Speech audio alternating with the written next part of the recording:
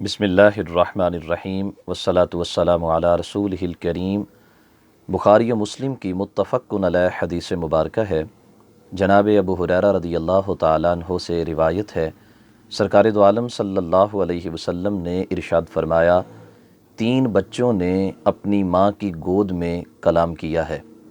ان میں سب سے پہلے حضرت عیسیٰ علی نبینا وعلیہ الصلاۃ والسلام ہیں کہ جنہوں نے اپنی والدہ حضرت سیدہ مریم رضی اللہ تعالی عنہا کی پاک دامنی کا اعلان فرمایا۔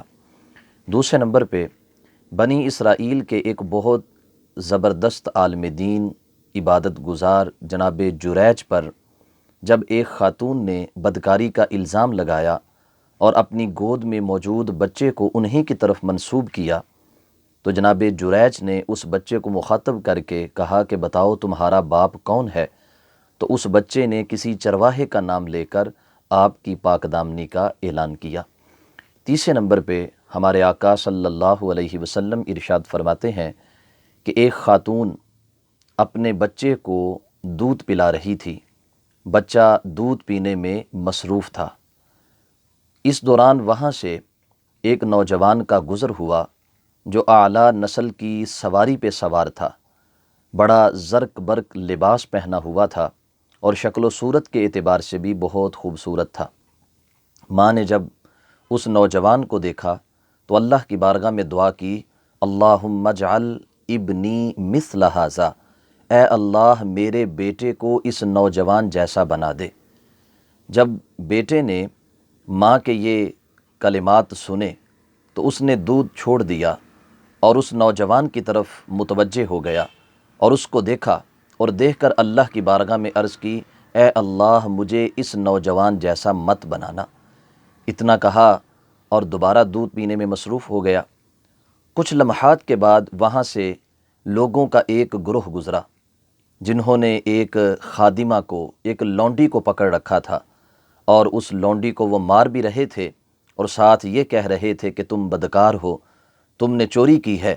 تو وہ بار بار یہی کہہ رہی تھی، حسبی اللہ و نعم الوکیل، میرے لیے اللہ کافی ہے اور وہ بہترین کارساز ہے۔ وہ لوگ اسے مارتے جا رہے تھے اور اس پر چوری کا، بدکاری کا الزام لگاتے جا رہے تھے، جبکہ وہ عورت بار بار یہی جملہ دہراتی جا رہی تھی۔ جب ماں نے اس خاتون کی یہ کیفیت دیکھی اور اس پر ہونے والے ظلم و تشدد کو دیکھا اور اس پر لگنے والے الزامات کو سنا تو اللہ کی بارگاہ میں عرض کی، اے اللہ میرے بیٹے کو اس عورت جیسا نہ بنانا۔ بیٹے نے دوبارہ دودھ کو چھوڑ دیا اور اس خاتون کی طرف متوجہ ہوا اور دیکھ کر اللہ کی بارگاہ میں عرض کی، مولا مجھے اس عورت جیسا ہی بنانا۔ اب ماں حیران تھی۔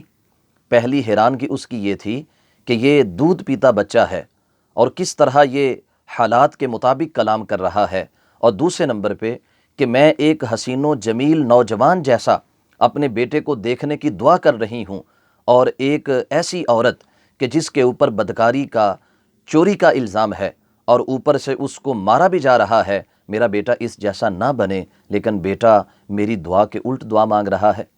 تو اپنے بیٹے سے کہا کہ تم ایسی دعا کیوں کر رہے ہو؟ تم میری دعا کے خلاف کیوں جا رہے ہو؟ تو بیٹے نے کہا کہ اے میری والدہ، جو نوجوان آپ نے دیکھا کہ جو بظاہر بڑا حسین و جمیل ہے، جس نے بڑا عمدہ لباس پہن رکھا ہے، جو بڑا اعلیٰ قسم کے جانور کے اوپر سوار ہو کے جا رہا ہے، حقیقت میں وہ شخص ظالم ہے، حقیقت میں وہ شخص جابر ہے۔ اس نے حق کے راستے کو چھوڑ کر باطل کے راستے پر سفر کرنا شروع کر رکھا ہے۔ وہ رحمان سے تعلق توڑ کر شیطان کے دوستوں کے ساتھ جا ملا ہے۔ تو میں ایسے شخص جیسا بننا کیوں پسند کروں کہ جو بظاہر حسین و جمیل ہے لیکن وہ میرے خدا سے دور ہے، جو بظاہر مالدار ہے لیکن رب ذوالجلال سے دور ہو کر وہ غربت کی انتہا تک پہنچ چکا ہے، جو اگرچہ اعلیٰ نسل کی سواری پہ سوار ہے لیکن حقیقت میں وہ جہنم کی طرف جا رہا ہے۔ اس لیے میں نے عرض کی، اے میرے مولا مجھے اس نوجوان جیسا مت بنانا۔ اور جب وہ عورت گزری، وہ عورت سچی ہے۔ اس کے اوپر جب الزامات عائد ہو رہے تھے کہ تم بدکار ہو، تم چور ہو، اور اسے مارا جا رہا تھا، تو وہ بجائے یہ کہنے کے کہ میں نے چوری نہیں کی، میں نے بدکاری نہیں کی اور مجھے مت مارو، وہ اپنے مقدمے کو اللہ کی بارگاہ میں پیش کر رہی تھی۔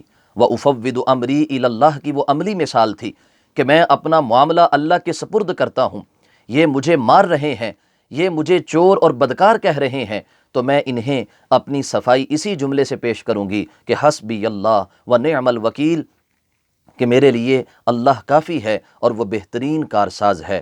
عرض کی اے میری والدہ، وہ خاتون سچی تھی اور میں اس جیسا سچا انسان بننا چاہتا ہوں۔ وہ خاتون اللہ کی ذات پہ اعتماد رکھنے والی تھی اور میں اللہ کی ذات پہ اعتماد رکھنے والا بننا چاہتا ہوں۔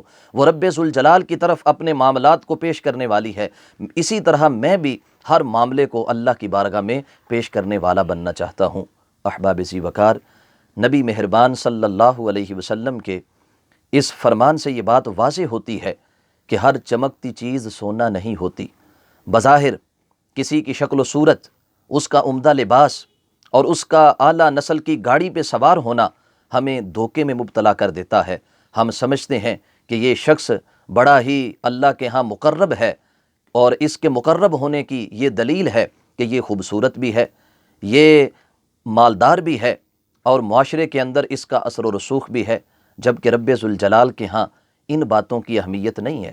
رب ذوالجلال کے قرب میں وہی پہنچے گا جو سچا ہوگا، اللہ کے قرب میں وہی پہنچے گا جو درست راستے پر قائم ہوگا، اللہ کے قریب وہی پہنچے گا جو حق کے اوپر قائم ہے، چاہے وہ دیکھنے میں کالے رنگ کا ہو، چاہے دیکھنے میں وہ غریب اور مفلوق الحال ہو، چاہے وہ کسی کی غلامی میں ہی کیوں نہ ہو، اگر وہ سچا ہے، اگر وہ رب ذوالجلال سے ڈرنے والا ہے تو خالق کائنات جل جلالہ اسے باقیوں سے بڑھ کر اپنے قریب فرمانے والا ہے۔ اس واسطے آئیے نبی مہربان صلی اللہ علیہ وسلم نے یہ مثال دے کر اپنی امت کو یہ بات سمجھا دی ہے کہ تم نے کسی دنیاوی چمک کے پیچھے نہیں چلنا، تم نے دنیا کے کسی پیروکار کے طرف متوجہ ہو کر اس جیسا بننے کی کوشش نہیں کرنی، بلکہ جو حق کی طرف متوجہ ہیں، جن کا مطمع نظر رب کو راضی کرنا ہے، جو ہر حال میں اللہ رب العالمین کی طرف بڑھنے والے ہیں، تم نے اپنے آپ کو ان جیسا بنانے کی کوشش کرنی ہے۔ رب ذوالجلال ہمیں بھی ہمیشہ سچائی کی راہ پہ قائم رہنے کی توفیق عطا فرمائے۔ رب ذوالجلال ہمیں بھی ہمیشہ حق پر قائم رہنے کی توفیق عطا فرمائے اور اپنے نیک بندوں جیسا بننے کی توفیق بخشے۔